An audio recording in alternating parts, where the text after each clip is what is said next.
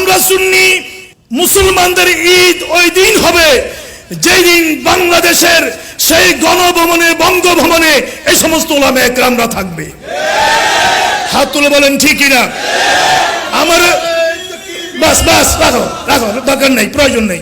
আমাদের সত্যিকারের ঈদ ওই দিনে অনুষ্ঠিত হবে যেদিন এদেশের ইকোনমি, এদেশের পলিটিক্স, এদেশের আন্তর্জাতিক নীতি, এদেশের সামরিক নীতি, এদেশের ব্যবসা নীতি, এদেশের বাজার কন্ট্রোল, জনগণের স্বার্থ সবকিছু যখন আহলে সুন্নাত ওয়াল জামাতের আদর্শে নিয়ন্ত্রণ হবে, কন্ট্রোল হবে, সেদিন এদেশের 18 কোটি মানুষের ঈদ উদযাপন হবে।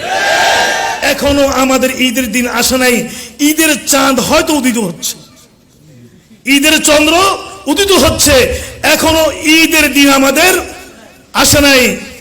মোরা ঈদে কে বা ইমা বা বিরম, এটা গৌসেবাগের কথা।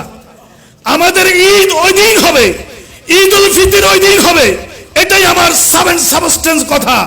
আমরা সুন্নি মুসলমানদের ঈদ ওই দিন হবে যেই দিন বাংলাদেশের সেই গণভবনে বঙ্গভবনে এই সমস্ত উলামা একরামরা থাকবে। হাত তুলে বলেন ঠিক কিনা? আমার বাস বাস রাখো রাখো, দরকার নেই, প্রয়োজন নেই। আমাদের সত্যিকারের ঈদ ওই দিনে অনুষ্ঠিত হবে যেদিন এদেশের ইকোনমি, এদেশের পলিটিক্স, এদেশের আন্তর্জাতিক নীতি, এদেশের সামরিক নীতি, এদেশের ব্যবসা নীতি, এদেশের বাজার কন্ট্রোল, জনগণের স্বার্থ সবকিছু যখন আহলে সুন্নাত ওয়াল জামাতের আদর্শে নিয়ন্ত্রণ হবে, কন্ট্রোল হবে, সেদিন এদেশের 18 কোটি মানুষের ঈদ উদযাপন হবে। ভয় করার কোনো কারণ নেই। রাখো রাখো রাখো, ভয় করার এত এগুলো লাভ লম্পঝম্প যারা করে এগুলো দেখে এত আতঙ্কিত হবার কোনো কারণ নাই।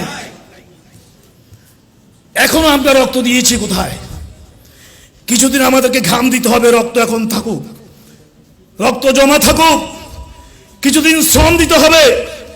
যারা মাজার ভাঙছে, যারা মসজিদ উপর হামলা চালাচ্ছে, যারা খতিবদেরকে বেইজ্জতি করছে, যারা জায়গা জায়গা থেকে সুন্নি শক্তিকে বিচ্ছিন্ন করার পায়তারা করছে, সাজশ করছে, ওদের উদ্দেশ্যে আমি বলবো এই দিনও দিন নয়, আরো দিন।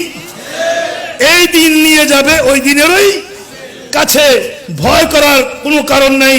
ওদের উদ্দেশ্যে আমি বলবো তোমরা ঘুমন্ত বাঘ ঘুমের কারণে তোমরা তার লেজ দিয়া কান খুঁচাচ্ছ। ঘুমন্ত বাঘের লেজ দিয়ে কান খুঁচাইও না। এদেশের 18 কোটি সুন্নি জনতা যখন জাগ্রত হবে, জেগে উঠবে, তোমরা বঙ্গোপসাগর, ভারত মহাসাগর, সেখানে ঝাঁপ দিয়ে মৃত্যু ছাড়া তোমাদের কোনো উপায় থাকবে না। শুধু প্রয়োজন আমাদের ঐক্যবদ্ধ হওয়ার। ঐক্যবদ্ধ হও, ঐক্যবদ্ধ হও, ঐক্যবদ্ধ হও, এটা তো সবাই চায়। ঐক্যবদ্ধ হওয়া যত সহজ, সেই ঐক্যকে ধরে রাখা তত সহজ না।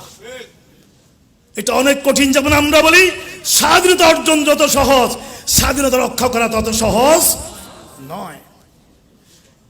ঐক্যবদ্ধ প্রয়াস নিয়ে যদি আমরা বাংলার জমিনে ঝাঁপিয়ে পড়তে পারি, তাহলে যে সমস্ত আউলিয়া ইকরাম শাহজালাল ইয়ামানি থেকে যারা আলমে বরজখে আছে, ওরা আমাদেরকে সরপুরস্তি করবে।